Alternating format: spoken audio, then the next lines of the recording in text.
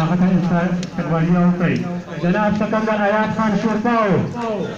جناب سکندر حیات خان شیرپاو څو ته راشئ.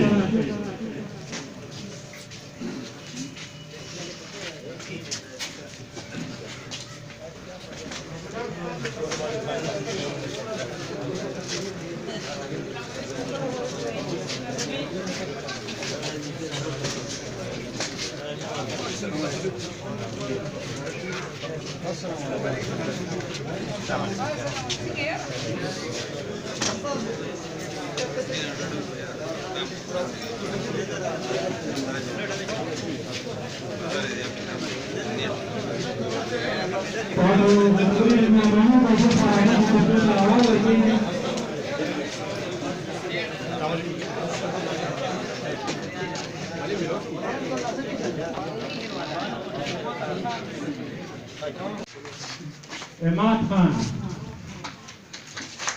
Junaid Khan,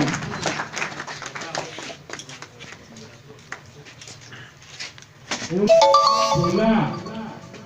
Ikramullah, Aminullah, Sahidullah, Hamza, Isa Khan, Sharifullah Sheikh, Sorat Sheikh, Bilal, Hamidullah. البته ملګرو چې ما نومونه واخیسته تاسو مهرباني وکړئ راځئ چې تاسو ته خان په خپل لاس ټوپۍ په سر کړي.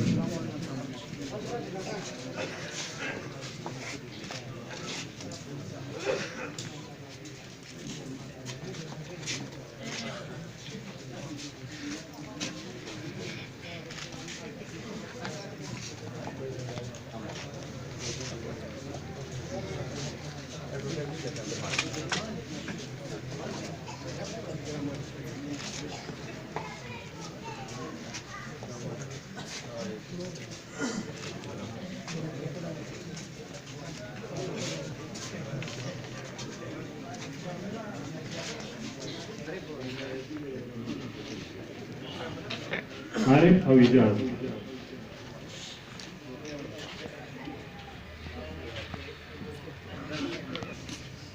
عارفه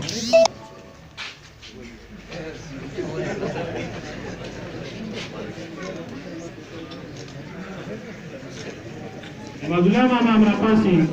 او خپل دا د مولیانو د پارټۍ نه دا ټول ملګرو موږ سره په قومي وطن پارټۍ کې شمولیت وکړو.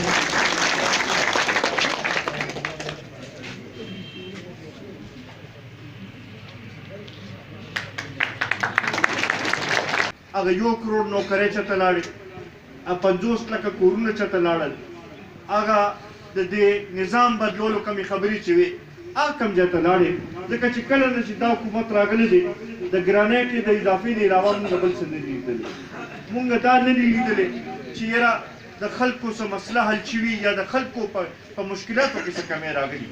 صرف او صرف که موږ ګورو نو ټول بوج چې دی هغه غریبانو باندې اچولی کېږي، که هغه د بجلی بل په شکل کې وي، که هغه د ګیس بل په شکل کې وي، که هغه د نور د ګرانۍ په شکل کې وي، که هغه د دوایانو د قیمتونو په اضافي په شکل کې وي، که هغه د پېټرولو او د ډیزلو د قیمتونو په اضافي په شکل کې وي. دغې نه علاوه موږ نور څه ونه لیدل او همدغه وجه ده چې په قوم کې رس ورځه مایوسي راځي لګیا ده.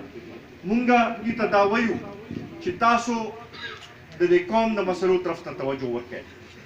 د خلکو د مسلو طرف ته توجه ورکړئ، او که دغې طرف ته تاسو توجه ورنه کړه نو بیا به دا قوم مجبوره شي چې هغه به روزي به او هغه به خپل حق په خپله به تپوس به کوي به او تاسو ته به وایي چې وایي ستاسو هغه وعدې او دغه چې دي هغه کم ځای ته لاړې. عزتمندو، په دې موقع باندې زه خصوصا دا هم ویل غواړم چې قومي وطن پارټۍ خو یو کوشش شروع کړی دی او خصوصا مونږ دا ګڼو چې دا وخت داسې دی چې په دې کې د پښتنو چې دا کومې مسلې چې دي دې کې رس سره اضافه کېږي لګیا ده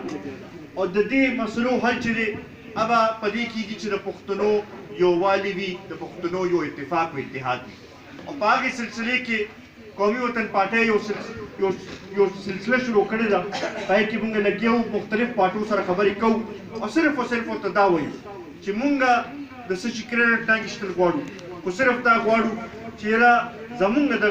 غریبانانو ورونو زمونږ د پښتنو چې دی چې د هغوی چې کوم مسایل دي د هغوی چې کوم مشکلات دي د هغې لرې کولو لپاره چې یو داسې مؤثر اواز دی موجود وي چې هغه زمونږ د دې غریبانانو دا مسایل چې دي چې د هغې طرف ته د حکومت ته توجه راشي دغې طرف ته مونږ غواړو چې تاسو ټول را سره راپاسئ او په دې کې تاسو هم را سره مرسته وکړئ تاسو هم د جناب افتاب احمد خان شیرپو لاس مضبوط کړئ چې هغه نور هم بهتر انداز سره د پښتون کام د ترقۍ د پښتون کام د مشکلاتو د حل لپاره خپل کردار ادا کړي او په دې کې چې دی دا به تاسو ته زموږ خواست دي چې تاسو به را سره راپاسئ به څنګه چې په برخې کې مې را سره مرسته کړې وه په دې کار کې به تاسو را سره پوره مرسته